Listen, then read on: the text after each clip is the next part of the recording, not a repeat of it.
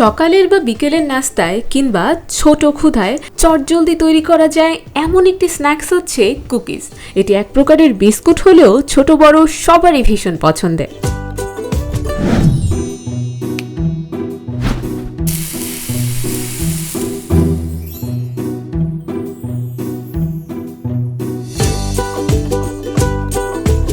হাতের কাছে থাকা মাত্র 4টি উপকরণ দিয়ে 10 মিনিটে বানিয়ে ফেলা যায় এই কুকিজ। এটি বানাতে যে 4টি উপকরণ লাগে তা হলো 300 গ্রাম নিউটেলা, 85 গ্রাম ময়দা, একটি ডিম, 1 চা চামচ বেকিং পাউডার।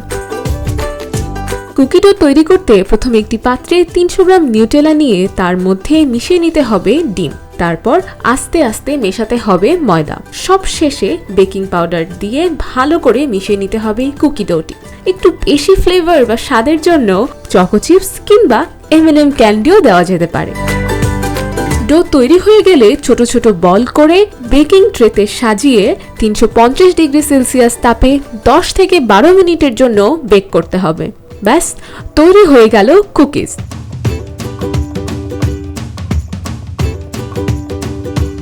ঠান্ডা হওয়ার পরে দুধ কিংবা হট চকলেট যেটা সাথেই পরিবেশন করা হোক না কেন, ছোট বড় সবাই এর উপর ঝাঁপিয়ে পড়ে।